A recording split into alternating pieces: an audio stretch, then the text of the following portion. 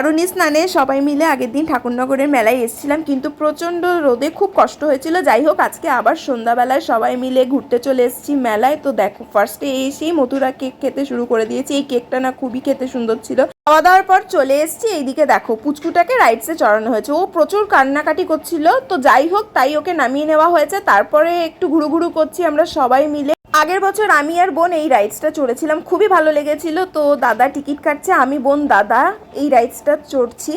তো দেখো, খুবই ভালো লাগে এই রাইডসটা আমার চড়তে। তো আমি তো ভয়ই পাচ্ছিলাম রীতিমতো, কারণ আমার পাশে কেউ ছিল না, আমি পড়ে যাচ্ছিলাম। বোনকে বলছি তুই আমার ভিডিওটা করে দে।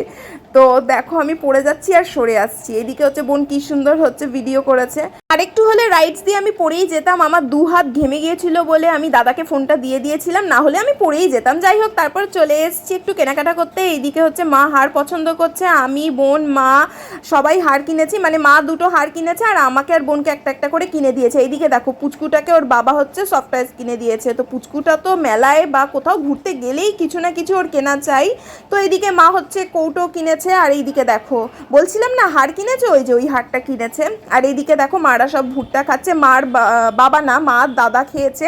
আর আমরা তারপর চলে এসেছি পাপড়ি চাটের দোকানে। হচ্ছে বোন পাপড়ি চাট খাইয়েছে আমাদের, আমি আর বোন শেয়ার করে খেয়েছি। বোন বলছিল তুই পুরোটা খা, আমি খাইনি, ভালো লাগছিল না, আমার রাগ হচ্ছিল। ওইটুকুনি পাপড়ি চাট আর কত করে নেয়। তো যাই হোক, তারপর এইদিকে দেখো পুচকুটা হচ্ছে খাচ্ছে, আমি আর বোন খাচ্ছি। ছোটোবেলায় পাপড়ি চাট কতটা করে দিত, এখন আর খেতে ইচ্ছা করে না। দিন দিন পাপড়ি চাটের পরিমাণ কমে আসছে। তো যাই হোক, তারপরে জিলিপি কিনে চলে এসেছি ফুচকার দোকানে। বোন আর দাদা ফুচকা খাচ্ছে। আমার ফুচকা খেতে ইচ্ছা করছিল না, তাই জন্য ফুচকা আমি খাইনি। তারপরে হচ্ছে পুচকুটার জন্য পপকর্ন কিনে আমরা সোজা প্ল্যাটফর্মে চলে এসেছি, ট্রেনে উঠে পড়েছি, এখন বাড়ি যাচ্ছি। টাটা।